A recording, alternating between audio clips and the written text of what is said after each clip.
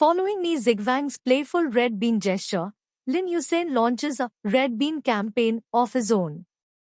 For 3 days, he delivers red bean-themed treats, including cakes, milk tea, and tangerine peel red bean soup, to Zigwang's desk. Her colleagues tease her about the generous Mr. Lin, while Zigwang jokingly wonders if he has had a bumper harvest of red beans at home. The couple soon travels to Nanjing for a meeting at Cheng Rui architectural design firm. During the presentation, the lead designer, Mr. Wang, shares a plan to integrate photovoltaic (PV) systems into the building's facade. Zigwang notices a flaw: the lower sections of the building would suffer from prolonged shading, leading to a hot spot effect that could damage the modules. While bypass diodes can mitigate this, she worries about the long-term inefficiency. Rather than speaking up during the formal meeting, Zigwang shares her ideas privately with Jiang Ping and Shen Shu. She suggests a redesign, keeping the main tower's sail motif but transforming the podium into a series of wave-like curves.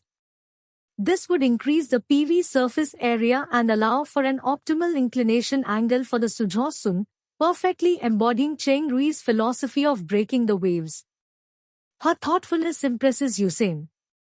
As they drive back to Suzhou, Mr. Hua sends over creative PV landscape designs.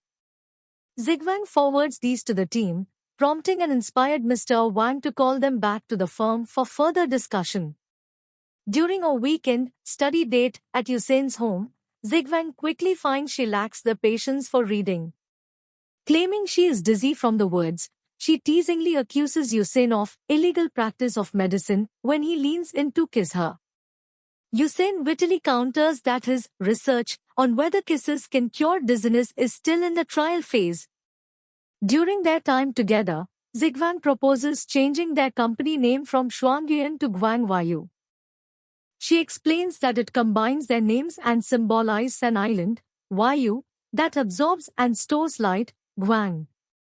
Yusen finds the name inspired and agrees to the change. Their weekend is interrupted by a call from Zigwang's grandmother. Zigwang's grandfather has been suffering from severe dizziness, but his stubbornness prevents him from seeing a doctor. Sensing the urgency, Yusen offers his professional help. Arriving at the village in Wuxi, Yusen identifies the problem as BPPV, specifically a detachment of ear stones in the left posterior semicircular canal. With precise repositioning maneuvers, he successfully treats the grandfather. Since the elderly couple is illiterate, Zigwang records a video of Yusen explaining the grandfather's checkup report and dietary advice so they can refer back to it. The visit turns into a community event as word of "miracle doctor" spreads. While Zigwang and Yusen help grandma with the earthen stove, joking that Yusen's mother, Mrs. Sheng, should ransom him for 5 catties of chocolate, grandma brags about her grandson-in-law on the phone. Soon, neighbors arrive with their own medical reports.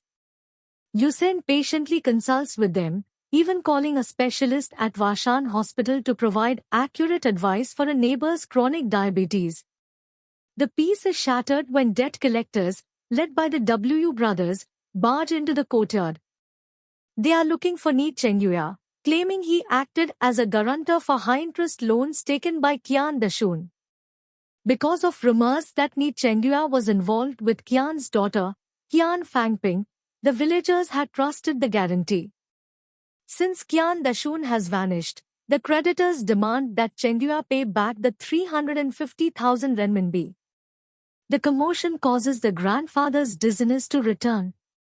In the city, Ni Chengyue is in a high-stakes meeting regarding the Feng Teng project, aware that Sheng Zhongke is trying to maneuver his own son into power.